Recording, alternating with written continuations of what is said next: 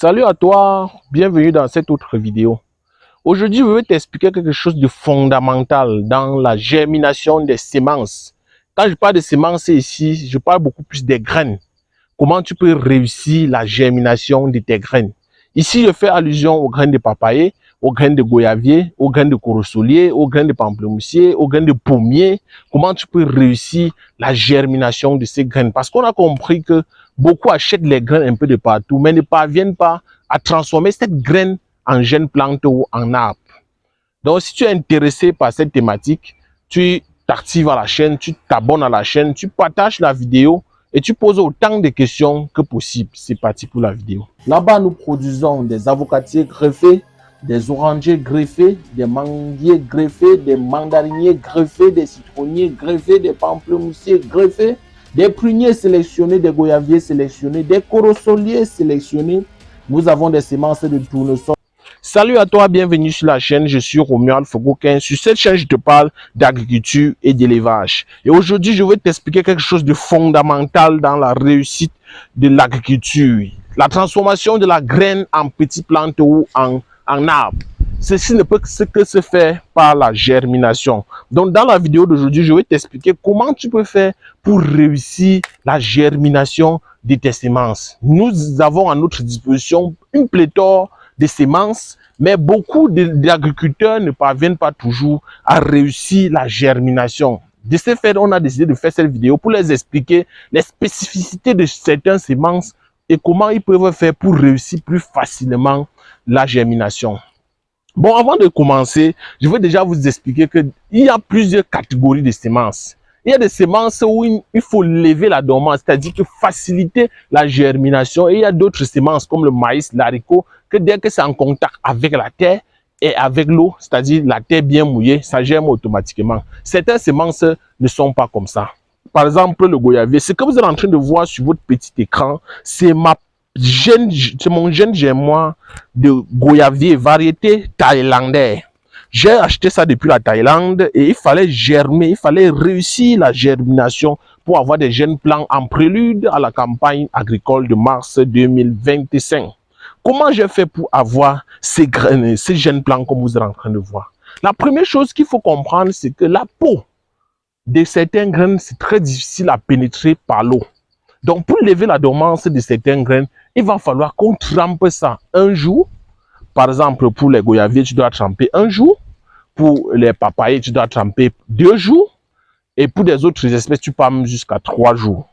Maintenant, il faut savoir quelles sont les espèces qu'il faut tremper les graines avant la germination. Et quand c'est le genre qu'on doit tremper 2 jours, tu dois d'abord tremper un jour. Tu enlèves l'eau qui est déjà en partie un peu souillée. Tu remets l'eau propre.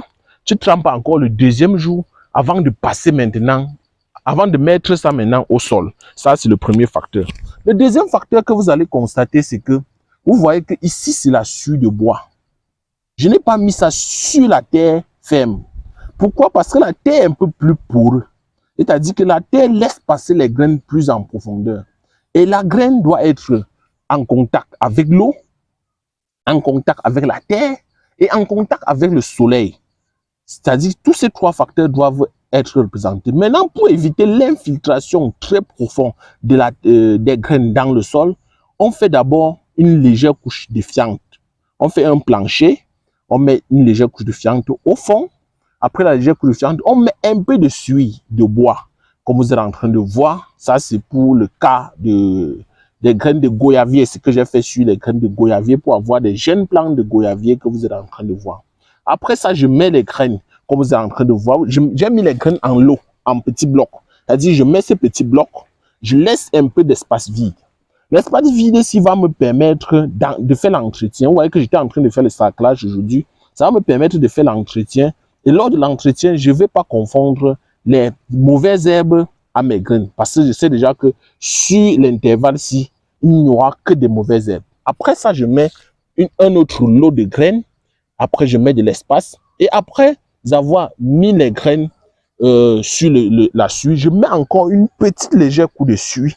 Une petite légère couche de suie sur les graines. Après ça, je couvre à travers la paille. Malheureusement, on ne voit plus la paille. Mais vous voyez que ça, c'est la paille de palmier. Je couvre hermétiquement avec la paille de palmier. Après, j'intensifie l'arrosage parce que l'objectif, c'est de mouiller la graine au maximum. Donc, j'arrose matin, soir, pendant les 7 premiers jours. Après avoir fait 7 jours, je sais que la graine est déjà très humide. L'eau est déjà à l'intérieur de la graine et en contact avec le germe central qui est dans la graine. Et du coup, la plante va déclencher le processus de germination. Et en fonction des différentes graines, la papaye va un peu commencer à germer plus vite que les goyaviers. Les goyaviers, si que vous êtes en train de voir, sont déjà à presque 1 mois, 2 semaines depuis la levée de la dormance. Donc, depuis le jour où j'ai trempé les graines de ces goyaviers. Donc, cette vidéo, j'espère que ça a été un peu intéressant. Ça va te permettre de comprendre que en fonction de la semence que vous achetez chez les semenciers, vous devez être capable, le semencier doit être capable de vous donner le processus de germination. Il doit vous dire comment vous pouvez germer ces semences pour avoir le taux de germination qui est sur le papier. Parce que j'ai rencontré beaucoup qui achètent même 2000 graines de papaye variété Kalina et ne parviennent même pas à avoir 10 plantes. Ceci parce qu'ils ne maîtrisent pas le processus de germination de ces graines, surtout à travers la levée de la dormance. Parce que beaucoup savent que dès qu'on a pris une graine, on a mis dans un bouquet ou on a mis dans un plancher, après arrosage, ça doit germer. Il y a des graines qu'il faut nécessairement. Je vais un peu à la fin de la vidéo parler du bêta-coulatier. Le bêta-coulatier doit être trempé 3 jours. Ça, c'est une spécificité qui est sur le bêta-coulatier. Et avant même de tremper 3 jours, on doit enlever la première peau. Que quand on mange le bêta-cola, on enlève souvent ça avant de manger. On doit enlever la première peau là sur tous les graines qu'on doit germer. Après ça, on doit tremper pendant 3 jours avant d'envoyer dans le germoir ou d'envoyer dans les pots pour la germination. Donc, c'était Romuald Fogokin. Si la vidéo a été intéressante, tu partages, tu t'abonnes à la chaîne et tu commentes, tu donnes un pouce bleu pour encourager la chaîne.